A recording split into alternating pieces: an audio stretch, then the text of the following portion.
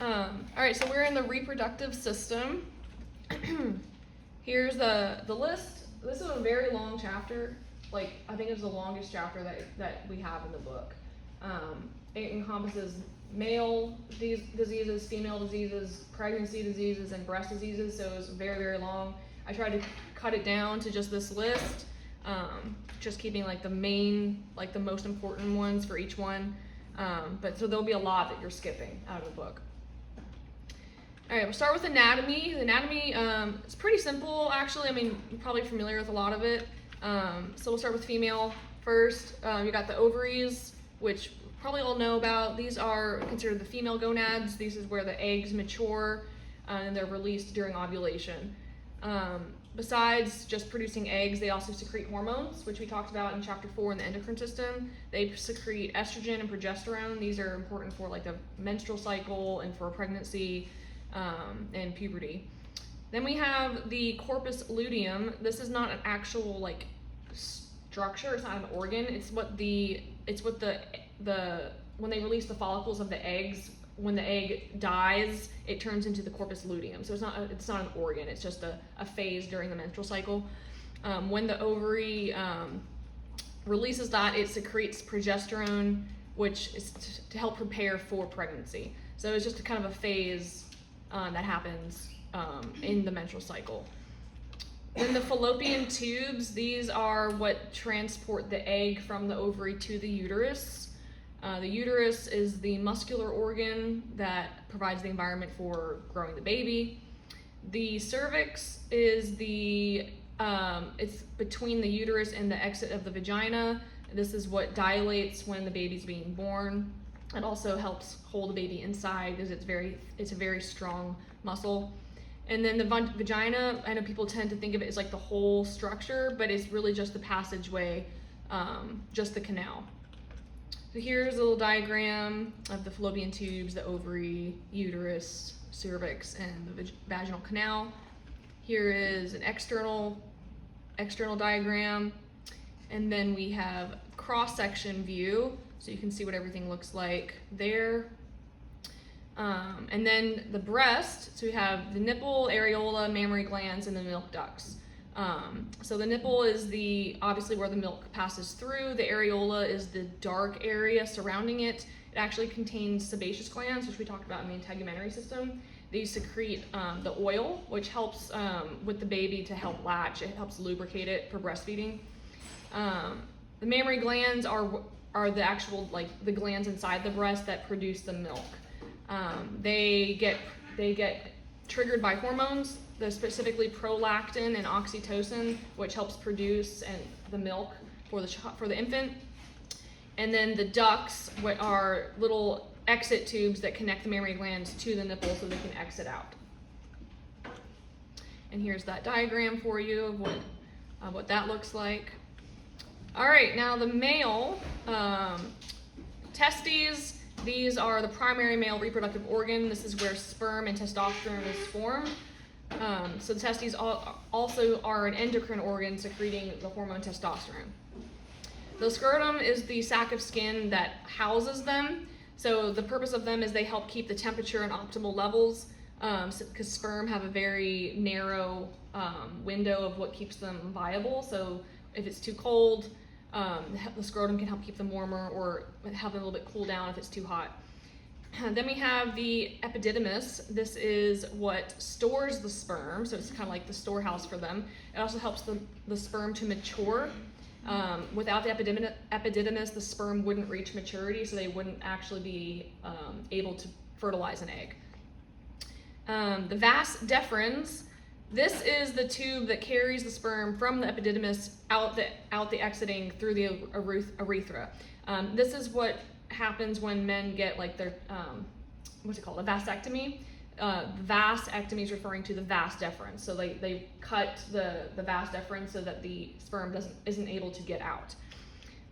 The prostate gland does a couple things. It produces fluid that the semen live in to help keep them nourished. We talked about this a little bit in the urinary chapter. The urethra goes right through the prostate gland. So when you have prostate disorders, a lot of times you'll have issues with urination because it can block off the urethra. The urethra, both men and women have this. This is what carries the urine from the bladder out. The woman's urethra is much shorter than the man's, so she's more susceptible to UTIs and things like that. Then we have the bulbourethral glands. These also secrete a fluid, and this helps to keep the pH kind of regulated.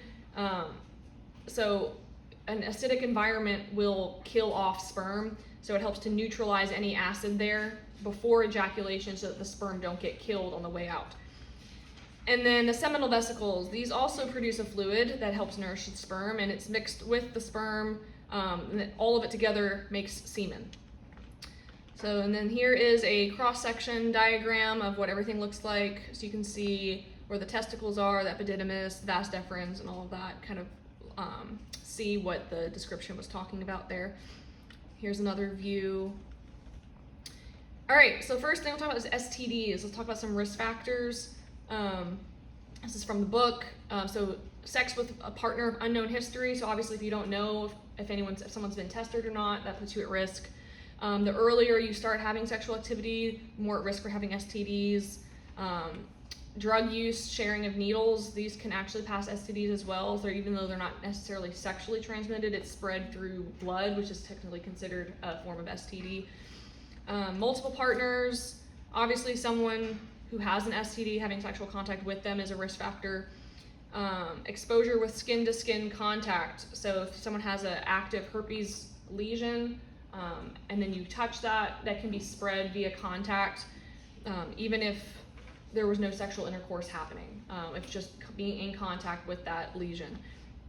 And then just a general lack of education or concern about risky sexual behavior.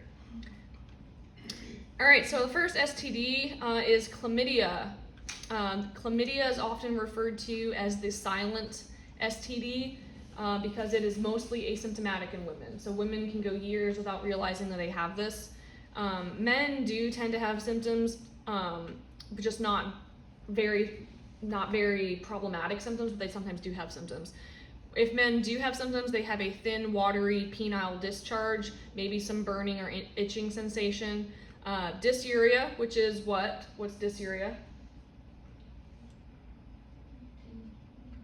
Dys meaning painful, urea, urination, so painful urination. Enlarged scrotum, so just some swelling there, maybe a fever, and maybe some swollen lymph nodes.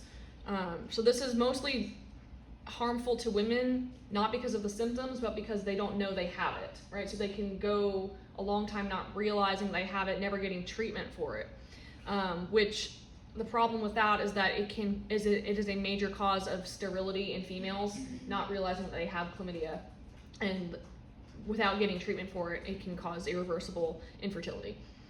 So the etiology of this is the Chlamydia trachomatis bacterium. That is the name of the bacteria that causes chlamydia. It is spread via the genitals, oral or rectum, or in a newborn during birth. So if a mom has chlamydia and she's not been treated for it and she doesn't know, she can pass it to her child during birth, which is why they do standard STD testing for all pregnant women. Diagnostic-wise, they will do a urine sample. They can do a vaginal, rectal, or oral swab to test for the presence of the bacteria. They'll put the swab under the microscope and look for the presence of the bacterial DNA as a confirmation of the diagnosis. Treatment-wise, these are the 3 different antibiotics that are used to treat chlamydia: azithromycin, erythromycin, and doxycycline.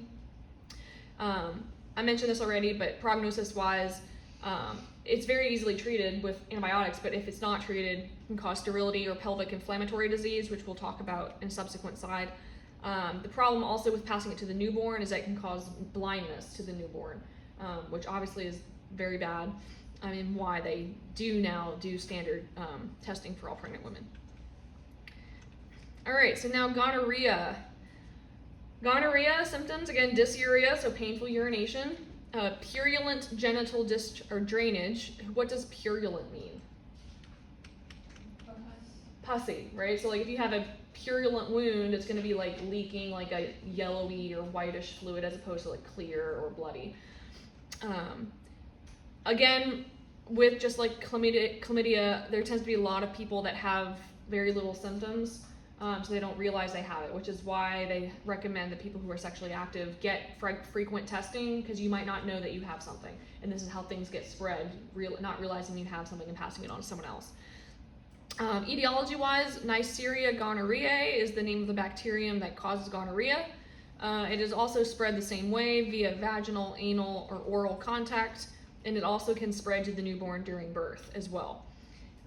Diagnostic-wise, same thing. You can do swabs of the cervix, the rectum, the throat, etc., to look for the DNA of that bacterium. And then treatment-wise, there's going to be some antibiotics, and these are the ones that they use to treat gonorrhea is ceftriaxone and azithromycin. Anybody who's ever had a baby before might be familiar with the erythromycin eye drops that they give to babies in the hospital. The reason for that is to prevent passing gonorrhea to the newborn and giving them eye issues, right? So before they even bother testing, they'll just every child gets the erythromycin eye drops just in case any bacteria gets passed to that baby to prevent things like gonorrhea and chlamydia. All right, trichomoniasis. This is a less common one, not as common as gonorrhea and chlamydia, so you may not have heard of it. Yet again, a lot of people go without symptoms, asymptomatic, but some symptoms that you might have: urethritis, which is an inflammation of the urethra, dysuria, again, painful urination, maybe some itching. Women that have these symptoms may have like a frothy green or yellowish discharge, whereas men typically have just like a thin white discharge. So it's just a little bit of a difference there. And then the name of the causative organism for this one is Trichomonas vaginalis. This one is not a bacteria. This is a protozoa. So we would not use antibiotics, because antibiotics do not treat protozoa, right? Diagnostic-wise, there's a very classic symptom called the strawberry cervix on colposcopy. Colposcopy is when you go in and they use that little speculum and they insert and it opens like this and they can look at your cervix. That's called colposcopy. They'll look and your cervix looks a lot like a strawberry, so that's why they call it that. They can do a swab of the discharge, look under a microscope, and you can actually see the presence of the protozoa like swimming around, like because they're alive. They're like alive. Your face right now. Yeah, I mean, you can see they're just like the same way if you were to look at sperm under a microscope, you can see them moving, right? Because they have a little tail and they can move around. Same thing with a protozoa. And a urinalysis might also show the protozoa in there as well if it gets into the urine. So treatment-wise, there are metronidazole and tinidazole. These are very important to not mix with alcohol because they are very hard on the liver. So it takes a lot of effort for the liver to process these. So if you mix it with alcohol, then you're putting even more stress on the liver because alcohol has to get filtered by the liver. So you can go into liver failure if you mix those together. Any questions so far? Good? Okay. All right, we've talked about herpes a couple times already now. Genital herpes. So symptoms of this is blister-like lesions on somewhere in the genitals, so the genitals or the anus. When you have your first ever breakout, so the first time you get exposed and you have symptoms, you may also have like flu-like symptoms because it's your first time being exposed and you're launching an immune system response against it, okay? Etiology-wise, this is the herpes simplex virus, so HSV. This is transmitted from virus-infected body fluids. So whether that be, there's oral herpes, there's genital herpes. So depending on where the herpes is how it gets spread, right? So if you have herpes lesion outbreak on your mouth, it can be spread from kissing. If you have one outbreak on your genitals, it's gonna be spread from contact there. The problem is that people tend to try to avoid contact when they're having an outbreak, which is good, but there are some people who can pass the virus even when they don't have an active outbreak. They're called shedders because they're just shedding the virus just all the time, even when they don't have an active outbreak. So this is why, part of the problem why it gets spread so much. Then diagnostic-wise, they can do what's called an antigen test for HSV. So they basically just do like a blood sample and see if you have the presence of HSV antigens in your bloodstream to see if you have HSV. There is no cure because it is a virus, right? We don't have a way of curing viral illnesses, right? We can only treat the symptoms and prevent viruses from reproducing. We can't kill viruses. So the drugs that we have just reduce the duration and the frequency of flare-ups. Okay, so they'll try to reduce the symptoms so you won't have as many breakouts and they won't be as often. And then these should be familiar because we've talked about them a couple times in the past. Acyclovir, famciclovir, valacyclovir, they all end in vir for virus, right? So that should be a dead giveaway. If anything ends in VIR, it's for a virus, right? Antiviral. All right, genital warts. These are not painful, they're painless. They're just kind of like any other warts you would see, like when we talked about the integumentary system, like we talked about warts or verruca. So it's the same kind of thing, but on the genitals, okay? They are caused by human papillomavirus. You may have heard of HPV before. They can affect the genital tract, the mouth, the throat, depending on what goes where, right? So oral sex could lead to them in the mouth and the throat, right?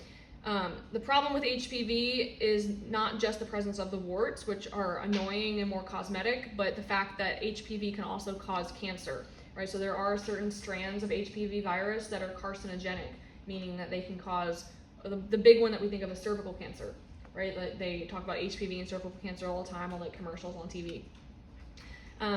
Diagnostic is very easy. You just look at them, you can tell that that's a wart in the genital area. You can do a biopsy if you're not sure, if it's like maybe a really big wart, you're not sure if it's a tumor or something. Treatment-wise, again, it's really going to be just treating the symptoms because it is a virus, so we can't cure it. So the warts may or may not go away by themselves, but the virus is always there. Right? So even if you don't have any outbreak of warts at all, that virus is still living inside your body. The same way with like shingles, you know, when you got chicken pox and it lives inside your body, it doesn't go away, it's just always there. So different ways of getting rid of the warts if they're like, you know, if they're really uncomfortable or, you know, it's a cosmetic issue or they're just in the way. You can do freezing, which is called cryosurgery, just to freeze them off. You can do a laser removal, which is the electrodesiccation. And there's also antiviral creams that you can kind of put onto the warts themselves that kind of help to reduce new warts from forming. So those are the options for that. All right, syphilis. I think we've all probably heard of syphilis before. Syphilis is interesting because there are 4 stages to this illness. Okay, so in the stage 1, there will be the presence of a painless lesion show up. It is very, very contagious, and it is called a chancre. Okay, I think I have a picture. Yeah, right there. That is a chancre. It is like this. It looks kind of like almost like a rug burn or like a blister that popped. But they don't hurt, so they're very painless, but they are extremely contagious. That's stage 1. Stage 2 is when the systemic symptoms occur. So you'll start having fever, headache, you're just feeling like the malaise, like you were like actively sick. You might develop some mouth sores and also a hand and foot rash, which looks like this. This is a classic textbook symptom for syphilis, like this kind of spotted rash that shows up on the soles of the feet and on the palms of the hands. In stage 3, symptoms go away. So people think, oh, I don't know what that was, but it's gone now, it's fine. You know, so people just kind of wait for things to go away, and this is dangerous because once it gets to this point, it's harder to treat because people don't go in for help when they don't have any symptoms, right? People are like, oh, well, I'm better, so they don't go in for get treatment. And then stage 4 is when suddenly you have an eruption with lesions all over the internal organs, right? So like it's like a chancre like this, but all over inside of you instead of on the outside. So those lesions can show up on the liver, they can show up on the heart, they can show up on the lungs, which obviously you can imagine is very bad. It can cause some serious problems. It can be life-threatening when it gets to stage 4. So Etiology-wise, the bacteria is called Treponema pallidum. That is the name of the bacteria that causes syphilis. This is, again, also spread via sexual contact. They're all spread via sexual contact. That's why they're STDs. The chancre is very contagious, so if anyone touches that, it can be spread that way. It is also spread in utero to the fetus. So not the other ones we talked about were gonorrhea and chlamydia being passed during childbirth, right? Because the baby touches the source of the infection. But this one, if a pregnant mother is infected with syphilis while she's pregnant, even before she gives birth, the bacteria can travel into the uterus during the pregnancy itself. So very serious disease. Diagnostic-wise, there is a very specific test for syphilis. It's called the RPR test. It stands for Rapid Plasminogen Reagent. Basically what this is, they just take a sample of blood and they check to see if you have antibodies against that particular bacteria, right? So what they're looking for to see is if your immune system has launched a response against that particular bacteria and if you've made antibodies. The only reason you should have antibodies against syphilis is if you've been exposed to it. Does that make sense? Like if you haven't ever been exposed to syphilis, you should not have those antibodies. So if the antibodies are negative, that means you've never had syphilis, never been exposed to it. Does that make sense? They can also look under the microscope. They'll do a little swab smear from the lesion to see like what it is, because it might be something else, but they'll look at it and see if there's the Treponema pallidum bacteria under the microscope. So treatment-wise, again, they're all very easily cured with antibiotics, but very serious consequences if they don't get treated, okay? So penicillin is what helps cure this in the first or second stage. Like I said, once you get past stage 3, it gets much more difficult to treat because it's already taken over and spread to the point where it's very difficult to treat. All right, so that is it for the STDs. Moving on to erectile dysfunction. Erectile dysfunction is just the inability to maintain an erection. Etiology-wise, how the pathophysiology works is that during arousal, the arteries should be dilating, which is relaxing and loosening so that blood flow can rush to the area, okay? So any condition that causes a restriction of blood flow to the penis is what's going to cause erectile dysfunction. So it is very difficult to figure out what's behind it because there could be so many different things. So that's one of the reasons why it's hard to treat, because there could be so many different factors as to what's causing the problem. So any condition, like I said, that restricts blood flow, that could be diabetes, that could be hypertension, that could be obesity, or 2, that's impeding the nerve response, because there has to be a nerve response. Like there's a nerve stimulation that causes that, right? If there's no nerve stimulation, an erection isn't going to occur. So for an example, prostate surgery could be an example of something that's impeding the nerve response, because the prostate is right there, and if there's nerve damage from doing surgery, it could cause problems with having a prolonged erection. So diagnostic, trying to figure out why this is happening. They do a full medical history, physical and workup. They look at lifestyle, they look at your stress level, because sometimes stress can cause this. They look at alcohol consumption, smoking, because smoking is very damaging to blood vessels. It makes your vessels hard and constrict, which makes it much harder for them to dilate. So that's why a lot of smokers also have hypertension. There's also certain drugs that can cause erectile dysfunction. So looking at like lots of different causes. A man's testosterone levels could be low as well, so he's just not able to have a sexual stimulation to begin with. All right, so it's very difficult to figure out like what the cause is a lot of the times. But treatment-wise, there are a specific class of medications called PD-5 inhibitors. We've all heard of Viagra, I'm sure. Sildenafil and tadalafil, so the things that end with "fil," these are specifically for this. What it does is it helps cause vasodilation in those arteries so that blood can rush to that area again. If blood isn't able to go to that area, an erection can't happen. Okay. Any question about this one? Anything didn't make sense?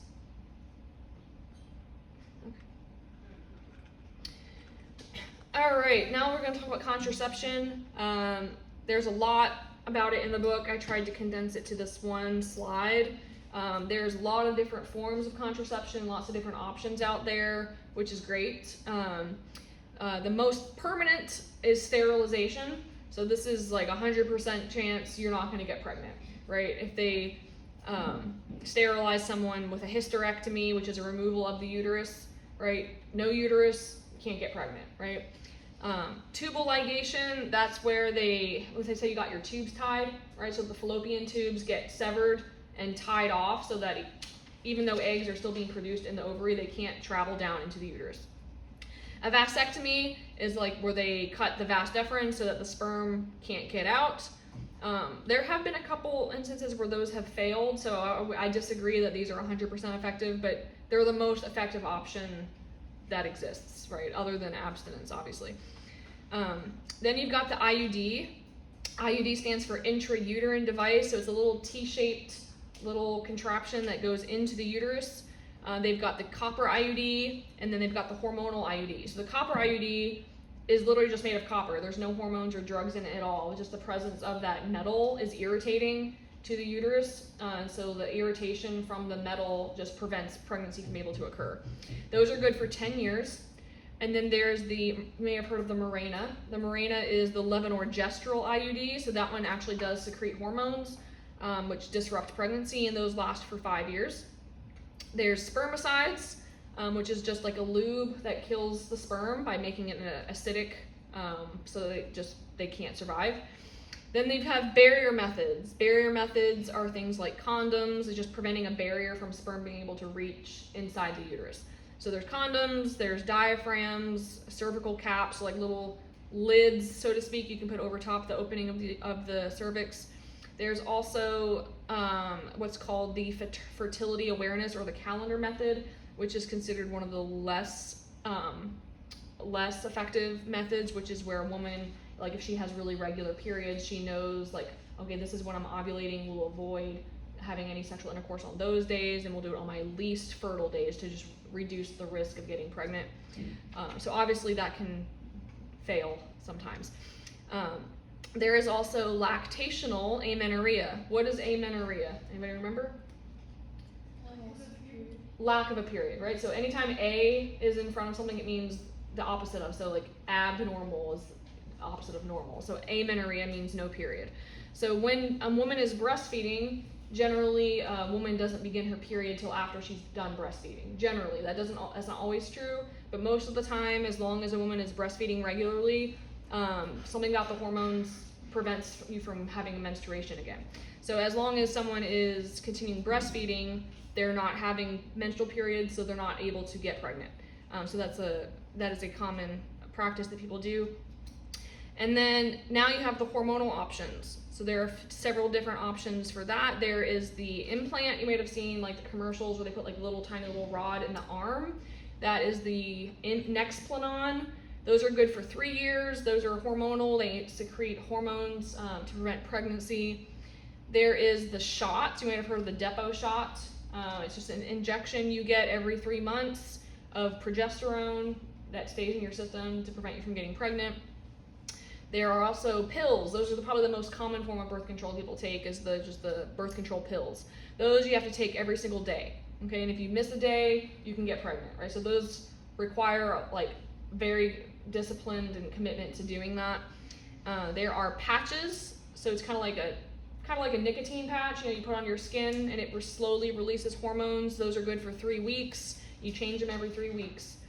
And then lastly, you have what's called a vaginal ring. It's just a little ring that goes around the cervix. Those are also good for 3 weeks, and they secrete hormones. And then lastly, you have the emergency contraception. What you might have also heard of it is called the morning after pill or Plan B. These are not abortions, so they prevent pregnancy from taking place, right? So they don't work if fertilization has already occurred. So if you wait too long to take it and the sperm and the egg is already met, the Plan B won't do anything. So some people are concerned that they're worrying that they're terminating a pregnancy with these. They are not. They only work if they're taken, within like 72 hours, because that's how long it can take sometimes for sperm to reach an egg. It just prevents any fertilization from happening. Another option for emergency contraception is getting a copper IUD placed within 5 days. So if you get a copper IUD like if you had unprotected sexual intercourse, you get an IUD placed in there within 5 days, that should also prevent a pregnancy from occurring. Any questions about any of those? I know there's several. I tried to condense it in a logical way with this, but if you have any questions, let me know. Okay, so now we're going to be discussing male reproductive disorders. The first one is epididymitis. We talked about the epididymis when we talked about anatomy. The epididymis is where the sperm are stored. Okay, so like a little storage warehouse for sperm. They also help with the maturation of sperm. So without the epididymis, there would be no mature sperm that are viable to fertilize an egg.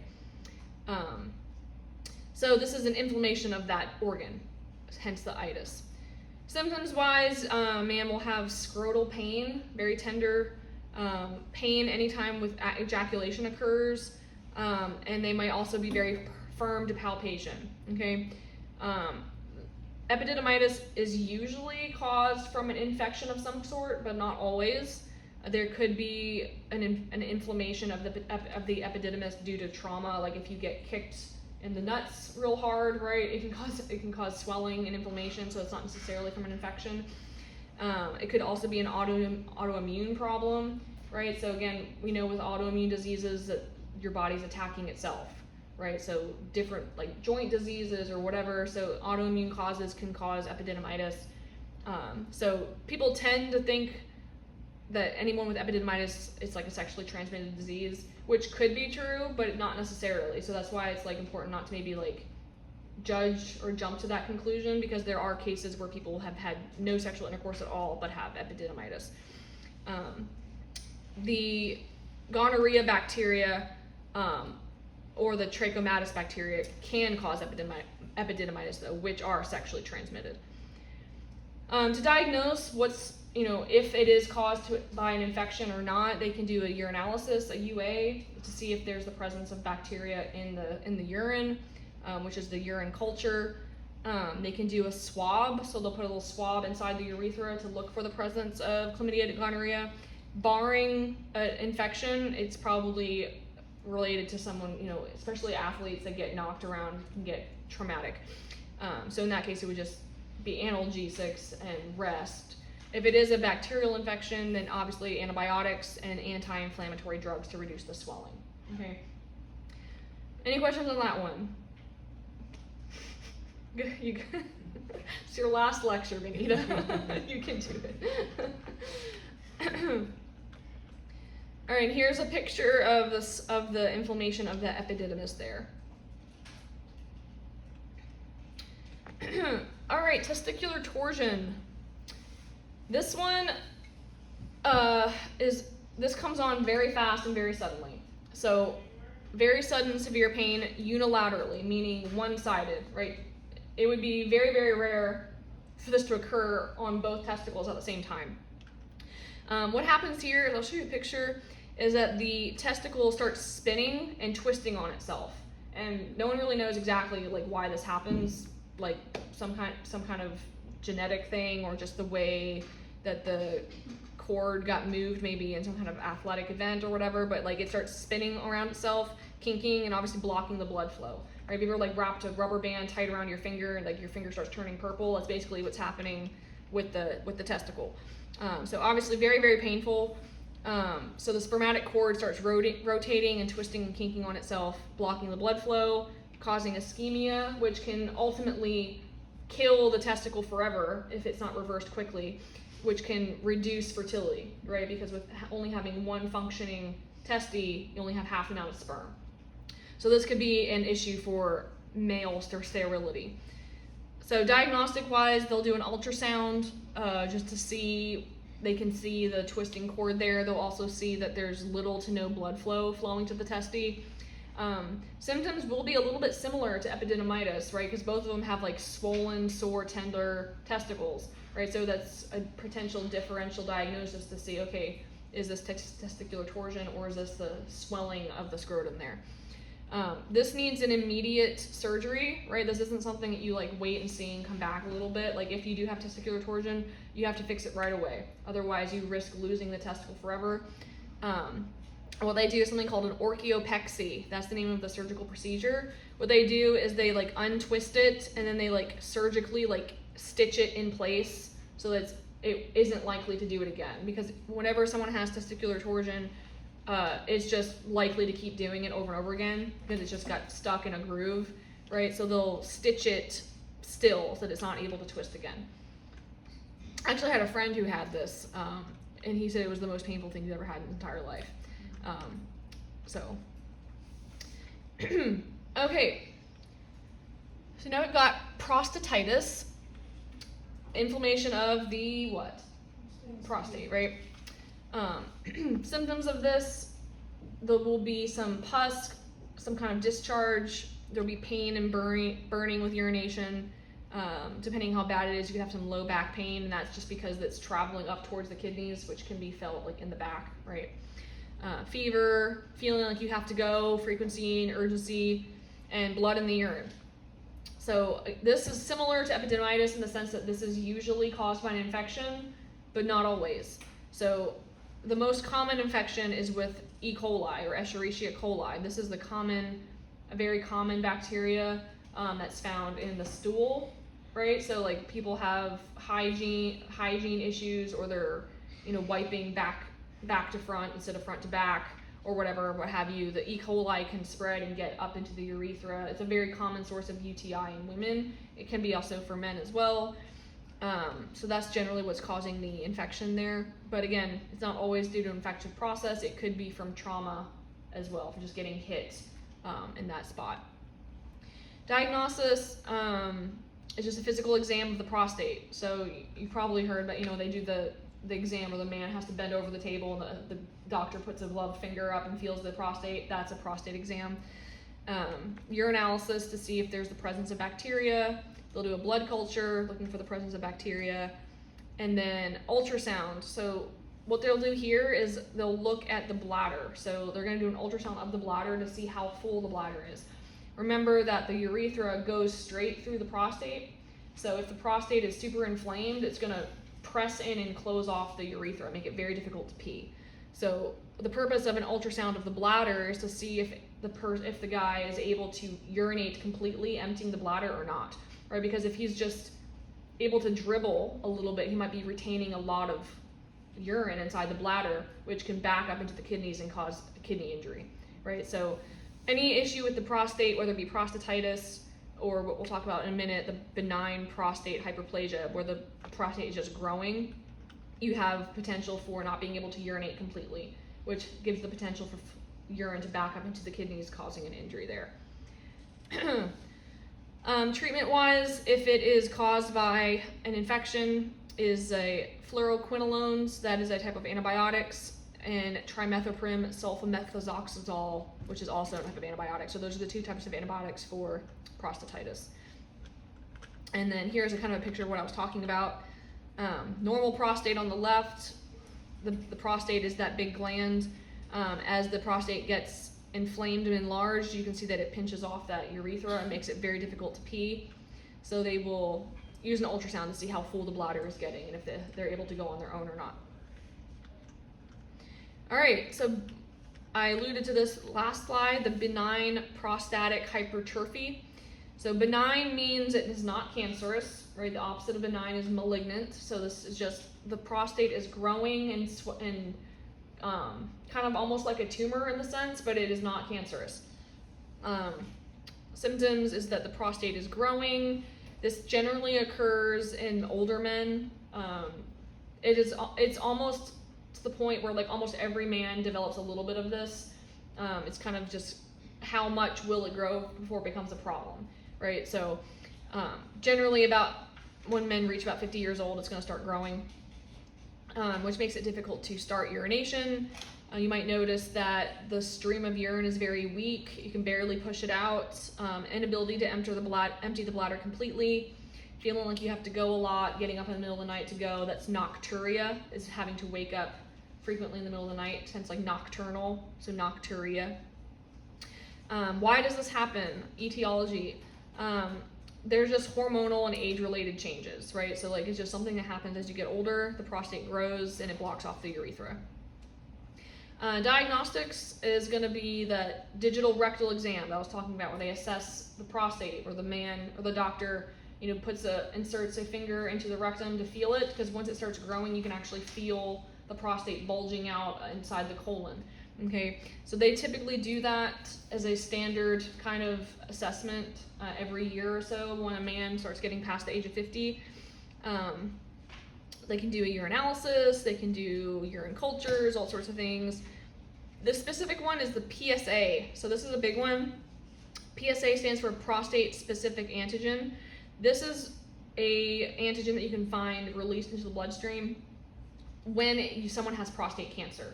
Okay, so when you can feel that someone has an enlarged prostate, you don't know if it's benign or if it's cancer just by feeling it or just by looking at it. Right, so you have to test to see, is this cancer or is this benign? So a blood test looking for the PSA, the prostate-specific antigen, will help determine whether or not it's cancer. When a PSA level is extremely high, that's showing that this is probably cancer. If it's extremely low, it's like, oh, this is probably just benign growth. Okay, so that's one test to kind of determine whether or not it is. Treatment-wise, there are specific drug classes that can help relax the bladder muscles. We talked about this in urinary, so this is a repeat. Tamsulosin, called Flomax, which is, I think, funny because it helps you maximize your flow of urine. So what it does is just helps relax the bladder muscles, helps you be able to urinate better. And then there are certain drugs called dutasteride, that actually reduce the size of the prostate, so it helps to shrink it down. A potential surgery is called a TURP, transurethral resection of the prostate. Again, we talked about this in urinary as well, but that's where they take a little, small little tool, like in this picture, that silver kind of tool, they go up into the urethra and they take out prostate tissue to carve out space for the urine to come out again. So it is just a surgery. It seems very uncomfortable to me to have a metal rod inserted up into your urethra and then have it scraped, but that's done under anesthesia. But that's how they open up the opening to help you allow to urinate again. Okay, how are we doing? Any questions so far? We'll take a break at the top of the hour. All right, so prostate cancer, very difficult to differentiate between benign growth and prostate cancer without several tests, okay? But the symptoms are gonna be basically the same because it's the same organ and the same thing is happening. They're both growing. So same thing, weak or interrupted urine flow, urinary frequency, retention of urine, painful urination, bloody urine, same symptoms as BPH, right? Etiology-wise, what's the risk factors for getting this cancer? Honestly, it's just getting older, so age, heredity, it's passed on, like if you have a lot of prostate cancer in the family. Lifestyle is a big part of it, diet. People who consume a lot more animal fat tend to be at higher risk for prostate cancer, and it's more frequent in men over 40 years old. Diagnostics is going to be very similar to BPH, right? Because you don't know which it is until you do the diagnostics. So digital rectal exam, that's the physical palpation. Looking at the PSA levels, they'll be elevated. They might do a biopsy as well to determine how far along the cancer is, stage 1, stage 2, stage 3, stage 4. And then treatment-wise, they might do a radical prostatectomy, which means they just remove the whole prostate, just be done with it. They also will do radiation or chemo, depending on how severe it is. Let's see if there's a picture here. Nope. Okay. All right, now we're in the women's disorders. Endometriosis. Anybody heard of endometriosis before? It's pretty common. What endometriosis is there's tissue lining the inside of the uterus, which is called endometrial tissue. Okay. When you have endometriosis, that tissue inside that's supposed to be inside the uterus ends up somehow outside of the uterus in other parts of the abdomen, like in the pelvis. Don't really know how the tissue gets there, but that's what endometriosis is that uterine tissue is outside of the uterus, okay? And the problem with that is that that endometrial tissue is still functional and still responds to hormones. So like every time that you're going through like a period, you know that the tissue inside the uterus responds, but so does the tissue that's outside of the uterus. So it's like you're having period symptoms like inside your whole abdomen, right? So it's extremely painful, a lot of pain. A lot of women tend to blow it off because they just think, oh well, I just had this is just my period cramps, I've had this forever, or not realizing that like it's actually endometriosis, right? So having extreme period cramps like every cycle is an indicator that endometriosis might be a factor. And that's what dysmenorrhea is. Dysmenorrhea means painful periods. Dyspareunia, that means painful sexual intercourse, so pain with that. Painful defecation, so it hurts to have a bowel movement, and if it gets bad enough, it can cause infertility. I did have a friend who had advanced endometriosis. She was in her late 40s, and she had not known that she had it her entire life, but she had been trying to start a family and couldn't get pregnant. They did all the tests, couldn't figure out why, and they eventually they looked inside and saw that she had just massive tissue just everywhere, like all over her entire abdomen, and that's why she wasn't able to have babies. And they ended up just doing an entire total hysterectomy, just taking everything out, because that was really all they could do for her at that point to get rid of the pain, because she just had debilitating pain every period. So if you have bad menstrual cramps, go get checked out. So let's see, where was I? Diagnostics. Okay, so they might do a pelvic exam, like the colposcopy, they put the speculum in and look. They might do ultrasounds to see what's going on inside the abdomen. The laparoscopy, that's eventually what my friend had, laparoscopic surgery. You guys know what that is? It's where they have like the tiny little cameras that kind of go in through they don't have to cut you all the way open, they just put a little tiny opening. They have cameras look around, so it reduces like the scarring.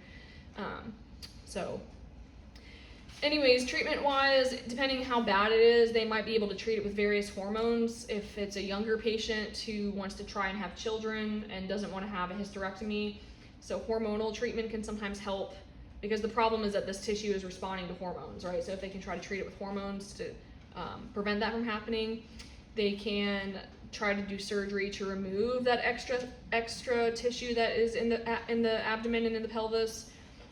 If it's a severe case, they can do a total hysterectomy, which is removal of the uterus, and a salpingo-oophorectomy. A salpingo-oophorectomy is the removal of the fallopian tubes and the ovaries, so just removing literally everything, okay? Any questions about endometriosis? You okay? This is kind of a little diagram of what that might look like with the tissue outside the uterus instead of inside. So it responding and swelling and being inflamed in places that it should not be.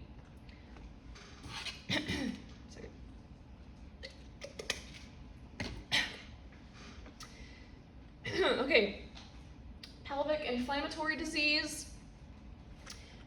Symptoms of this is lower abdominal pain. So just like basically what's happening here is like all the pelvic structures with the woman is being inflamed, so obviously you're gonna have abdominal pain, chills, fever, because it's pretty systemic. You might have a very foul smelling vaginal discharge. What's happening here is that infections that are transmitted sexually, if they're not treated, right, like if you had gonorrhea or chlamydia and didn't know it, and it just kept spreading and reproducing more and more, and finally getting outside of the reproductive system into like the general abdominal cavity, it's causing widespread inflammation, right? Risk factors of this: having more than one sexual partner, because maybe you got gonorrhea and then now you also got chlamydia, and now you have multiple diseases and you don't even realize it, and so your body's not able to handle it, and so you get pelvic inflammatory disease. This is a big risk for sterility for women, because the structures can get permanently damaged. Diagnostics, looking at the blood, you have elevated white blood cells just because they're fighting massive infections, elevated ESR because of inflammation. I might do a pelvic exam, cervical cultures, like looking at bacteria that might be hovering over the cervix, ultrasound to figure out what's going on. Depending on how bad it is, you may need IV antibiotics if oral antibiotics aren't enough. So pelvic inflammatory disease is a risk of any untreated STD, okay? And now menopause. Menopause, we probably all have heard of. They also call it going through the change, right? Symptoms of menopause, periods start becoming lighter and lighter and less frequent over time, okay? In order to be counted as menopause, you need to have had no period for 1 year, okay? So spotting and having a period here and there doesn't count. You have to be period free for a whole year, okay? That's considered menopause. Other symptoms, hot flashes, night sweats, vaginal dryness. Vaginal dryness is a big complaint. Psychological disturbances, so having issues with memory and mood, sleep, and libido. Libido is sex drive, so it often plummets a lot during menopause. And actually bone loss as well. The reason for that is, we'll talk about here the etiology. Estrogen is actually important for regulating the osteoblasts and the osteoclasts, which we talked about in the musculoskeletal system. Okay, so when you go through menopause, your estrogen levels are dropping because that's what's causing losing your period and losing the vaginal dryness, all of that. So with the loss of estrogen also causes bone loss as well, which is another reason why women who are older tend to have osteoporosis, okay, because they lose that estrogen. So what's causing menopause is that the hormonal changes from the pituitary gland. The pituitary gland secretes hormones and the ovary secretes hormones. Okay, it's kind of like when we talk about the thyroid, where it's like one hormone gets secreted and then it stimulates another hormone to get secreted. So the ovary is just getting old and not able to do it anymore. So the ovary is reducing the amount of estrogen that it's secreting, okay? So that's why in the diagnostics, when you do a blood test, there will be high levels of FSH, follicle stimulating hormone. You might have to go back and look at the charts from chapter 4 to make sense of it, but the pituitary gland was like the master gland that secreted a bunch of hormones, if you remember that. One of the hormones that the pituitary gland secreted was FSH, follicle stimulating hormone. When the pituitary gland secretes FSH, FSH tells the ovary to secrete estrogen. Okay, so it's like a phone call. Like the pituitary gland calls the ovary, it's like, hey, secrete estrogen. But the ovary's getting old and it's not able to do it anymore. So the pituitary gland keeps trying to call and call and call to get it to produce more. So FSH levels are going to be very high because the pituitary gland's trying to be like, hey, ovary, wake up, make estrogen. But it just can't. Okay, so FSH will be high and estrogen will be low. Does that make sense? So that's what a blood test will look like to indicate yeah, you're going through menopause, your pituitary gland's trying real hard, but your ovary is tired. It can't do it anymore. So that's what's happening there. Treatment-wise, you can't reverse menopause, okay? You can take supplements, you can take estrogen supplements because your ovary isn't able to do it, so you can take supplements of estrogen to help compensate for your ovaries not working, but there's nothing you can do to get your ovary to start working again. So the treatments are really based on just treating the annoying symptoms like the hot flashes, the dryness, the psychological disturbances. So estrogen hormonal therapy helps treat those. The issue with that is that taking estrogen as a hormonal therapy is a high risk for cancer. Okay, I don't know if you've heard that before or not, but that taking estrogen for a long period of time increases your likelihood for cancer. Specifically, breast cancer is a big one. So people have to decide, are your menopause symptoms bad enough that you want to be treated with estrogen, or do you not want to increase your risk for cancer if you have a high risk because of your family history or what have you. So it's kind of a pick your battle type of thing. And then as far as the bone loss, we talked about this in musculoskeletal, but you can use bisphosphonates, which is a drug class that helps to reduce the bone loss. We talked about alendronate and all the other things that end with ronate to help that bone loss. We'll go ahead and take a break there, and I think how far along are we? I think we're good. We can give you 15 minutes to come back at 15 after. Sound good? I know you guys didn't get much of a break earlier, so I'm trying to give you a little bit extra here.